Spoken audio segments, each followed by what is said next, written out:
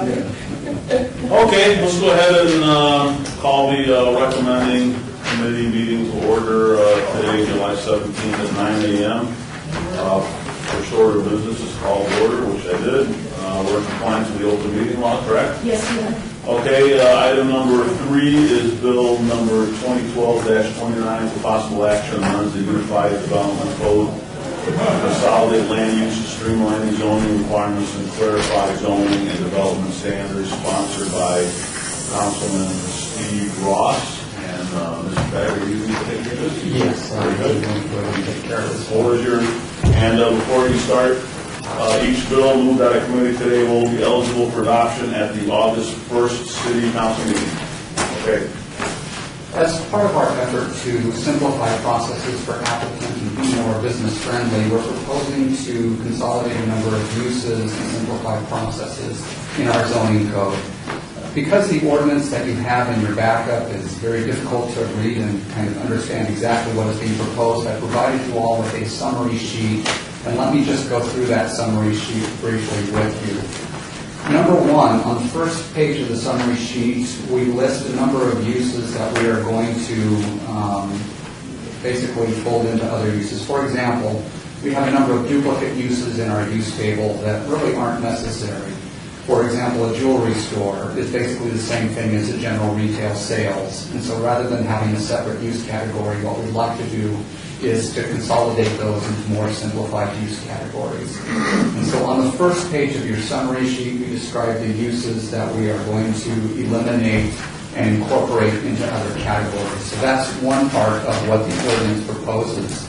If you go to the back side of your summary sheet, the second part of what we're proposing to do is to simplify processes by changing uses that currently require a special use permit in certain districts to make them conditional uses. So in other words, they're going from requiring approval at Planning Commission or City Council to becoming administerial or approved by staff. Some of the uses that we are proposing are as follows. For example, an animal hospital in the O and C1 districts, we're proposing that go from a special use to a conditional use. Auction house in industrial districts, that would become a conditional use. Auto dealer inventory storage would become a conditional use in C2. Auto repair garage major would become a conditional use in C2. Automobile rental would become a conditional use in C2 and CM industrial district. Bed and breakfast inn would become a conditional use in our multifamily district and professional office district. Boat and trailer dealership would become a conditional use in the C2 zoning district. Individual care center or convalescent care facility would become a conditional use in our multifamily districts. Parking facility would become a conditional use in the O office district. Rental store would become a conditional use in the C2 zoning district. Second-hand dealer would become a conditional use in the C1 and C2 zoning districts. Swap meet would become a conditional use in the C2 zoning district. And then thrift shop would become a conditional use in the CM industrial district. Out of that list of uses, one of the things that we try to do is brief all council members on this. Unfortunately, Councilman Parson, we don't brief you until later today. But in speaking with the other council members about this, there were some concerns about both the second-hand dealer and the swap meet becoming a conditional use in the zoning districts that we've listed there. And so I just want to inform the recommending committee of concerns from other council members on those uses. One of the other things that we are doing as part of this is we are taking outdoor storage, making it a separate use, and establishing minimum standards that must be met for outdoor storage. Number 1, has to be adequately screened by an 8-foot wall or the actual building that is associated with. There are still landscape buffer requirements associated with outdoor storage, and outdoor storage cannot occupy any parking spaces. And so that's one of the other uses that we are proposing as part of this amendment to help us in terms of changing some of the uses that we have listed above from being a special use permit to a conditional use. So that's my summary of what we're proposing to do, and I'll go So ahead. what about the third box there, the following uses? Oh, I'm sorry, I left that out. Yes, the following uses would go from either a special use permit or a conditional use permit to being a permitted use in the district listed. For example, auto dealer inventory storage would become a permitted use in our industrial zoning districts. Blood and plasma donor center would become a permitted use in our industrial districts. Building and landscape material and lumber yard would become a permitted use in our C2 districts. Building maintenance, service, and sales would become a permitted use in the C2 zoning district. Convalescent care facility or nursing home would become a permitted use in the C1 and C2 zoning districts. Garden supply and plant nursery would become a permitted use in the C2 district. Hospice would become a permitted use in the multifamily zoning districts. Sound stage would become a permitted use in our industrial zoning districts. Towing service would become a permitted use in the C2 zoning district. Trailer or RV camp would become a permitted use in our industrial districts, and TV broadcasting would become a permitted use in the C2 zoning district.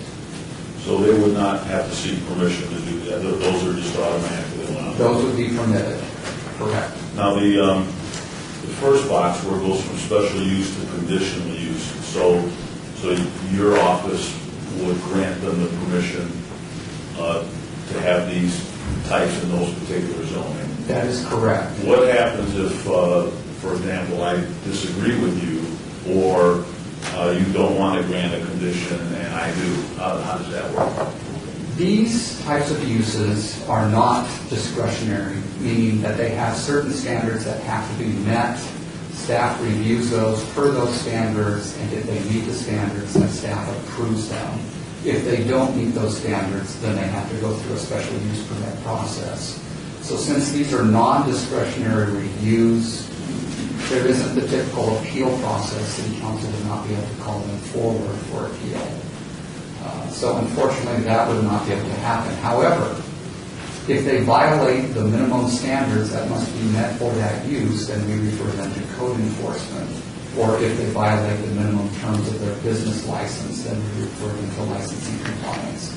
So basically the key is they have to comply with minimum standards. If they don't, then they have to go through a special use permit process. So if I understand you, if somebody wants to put a swap meet in a C2 and you grant them the condition of use, and I don't agree that there should be a swap meet, I have no say in the matter? Recourse other than they're not meeting the minimum standards.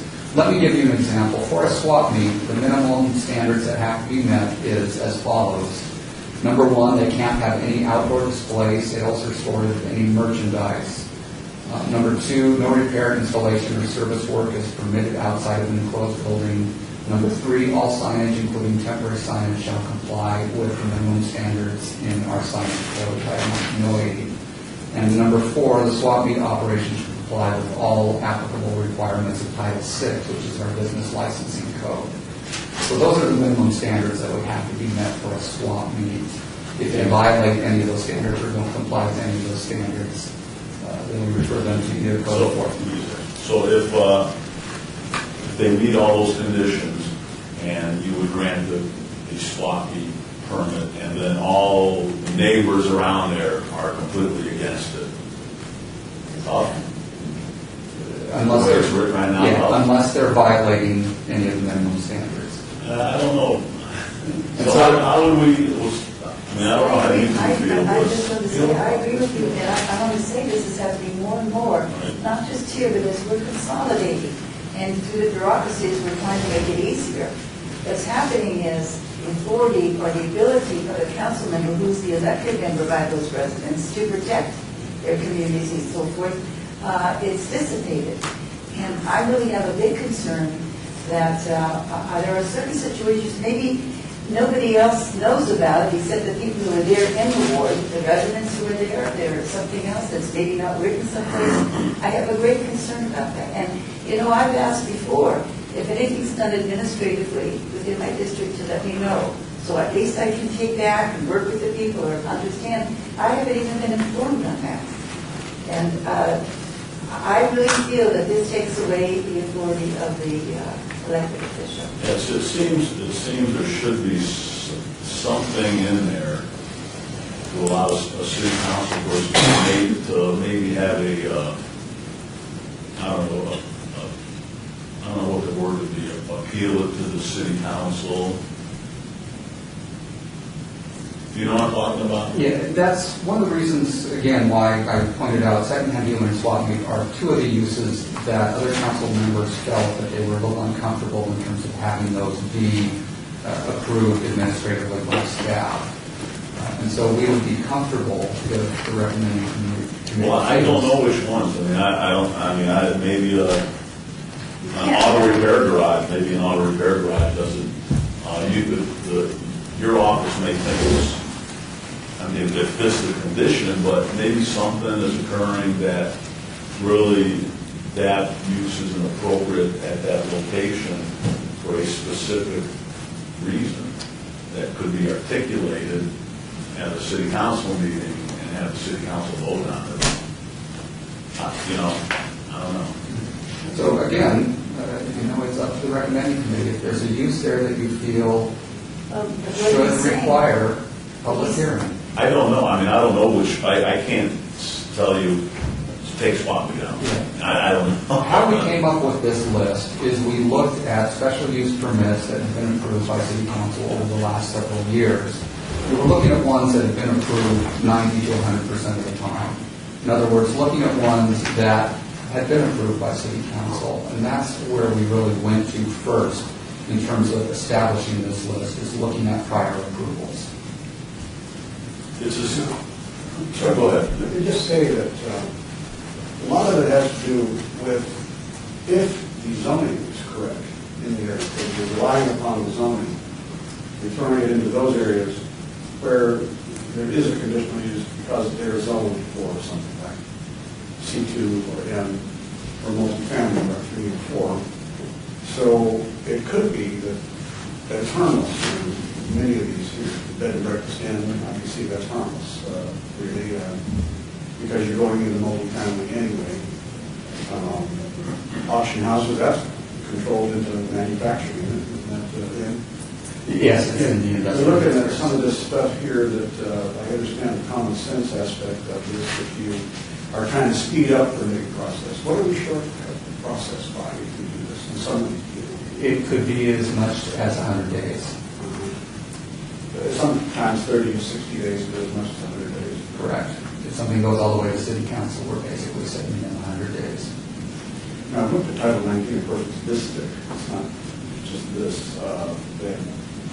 I don't know, is this all the uses? This is not all the uses, this is just some. No, these are just the ones that we're proposing to change from special use permit to either conditional or permitted use. So what I'm thinking of is we just made a lot of things final action at planning commission, right? But there is a stipulation in there that a city council person can do something if they disagree with the planning commission. That's what I'm kind of thinking of here. It's final action, except, and it's probably 95% of the time, it's no problem. But there may be one or two instances where a city council person can say, you know what, I disagree with you, I need to bend this a little bit more. What kind of language would you put in there to deal with that particular issue? I think we would need to consult with the city attorney's office, because one of the things with items that go to planning commission or city council, those are discretionary reviews. And that's different than administrative reviews or ministerial reviews.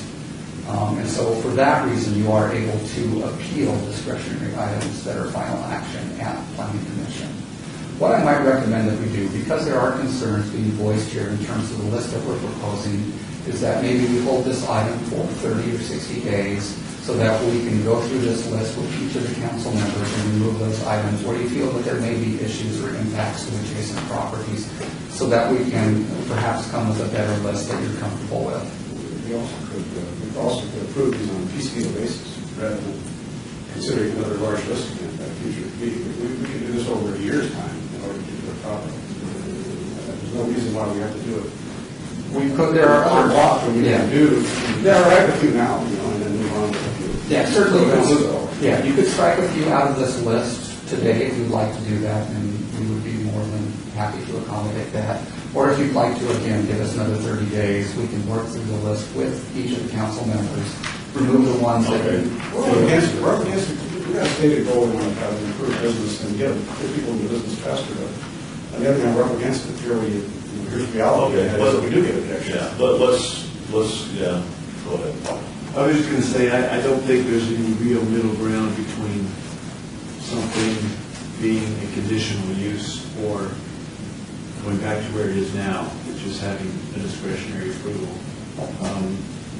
If you understand from the developer's perspective, if he or she's ready to go because they've gotten conditional use approved, but then a member of council essentially has veto power, then they've gotten nowhere.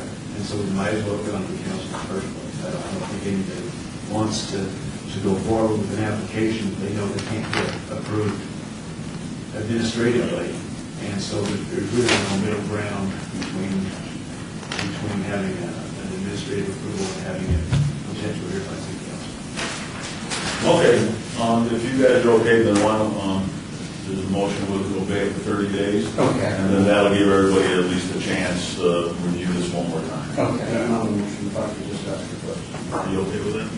And maybe we could consider changing the approach to this amendment. But also, I want to ask you, now, everything that's in there right now is grandfathered, right? Every location that has, That already has approval. it's the location, not the owner. Correct. The location. And I have a couple of questions about a couple of things. I don't see that, I don't feel they might be wrapped in, that is used books and used rare books, things like that. Where do they fit into this? Because they're not mentioned. Yeah. Do they fit into antiques and collectible stores? Or second-hand stores? We might have actually folded those into general retail sales. Let me double check on that, Councilman, and get back to you. How about periodic swap meets where you have pop-ups? Do we have provision for pop-ups and other kinds of things? In terms of the swap meet, no, it would fall under the swap meet section of our use table. Other than a special event, that's the only other method, I guess, that you can do that type of a temporary sale. So once we go through this list again, maybe an appeal process won't be necessary. Okay, thanks, Steve. John would provide the things. Okay. Close to the Motion to obey this for 30 days, any other discussion on that? Okay, all those in favor? Aye. Against? Okay. Motion carries. All right. Okay, item number 4, bill number 2012-30, possible action amends the supplemental document. The city's administrative code to increase the number of members of the Board of Appeals from 8 to 9, sponsored by Mayor Carolyn Goodman. Mr. Knight, you discussing this, or? No, sir. Actually, I just sat at the wrong spot. Embarrassed to move. Okay,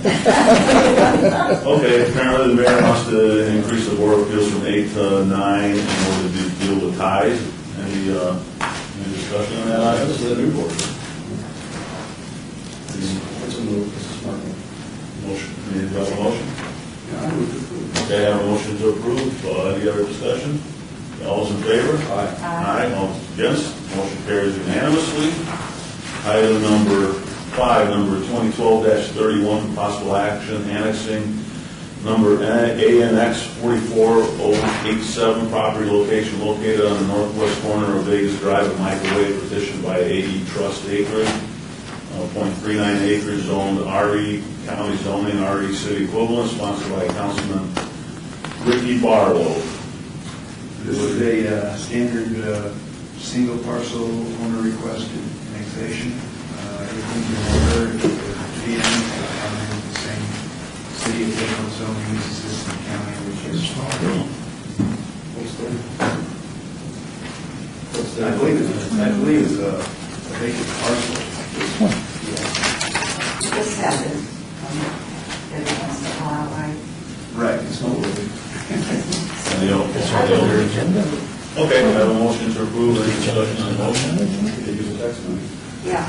All those in favor? Aye. Yes. I- Motion carries unanimously. Wait, no, it's Vegas Drive.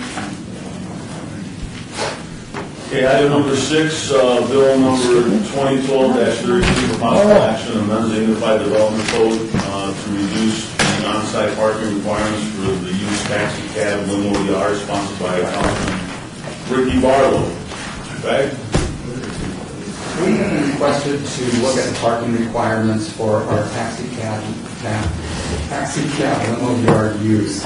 Our current code requirement is one space for each employee on the largest shift, plus one space per taxi or limo at maximum capacity. What we have been requested to look at is reducing that requirement. What we are proposing is one space for each employee plus 0.5 spaces per taxi or limo. The justification being that there are always a part of the fleet, there's always a part of the fleet that's out in operation, and so they don't need a space for every single taxi that they may have. This is consistent with a variance which was approved for a taxi cab company by City Council back in November. Basically, it reflects more or less what the applicant had requested for their site. And so again, staff feels that this would be appropriate and would request your approval. Okay, any questions by the? All right, I have a motion to approve. All those in favor of the motion? Aye. Motion carries unanimously. Item number 6, citizen participation, public comment during this portion of the agenda must be limited to matters within the jurisdiction of the committee. No subject may be acted upon by the committee unless that subject is on the agenda and is scheduled for action. If you wish to be heard, come to the podium, give your name for the record. On a discussion on a single subject, as well as the amount of time any single speaker is allowed may be limited. Anybody wish to participate during citizen participation? Okay, I'll close citizen participation and we're adjourned.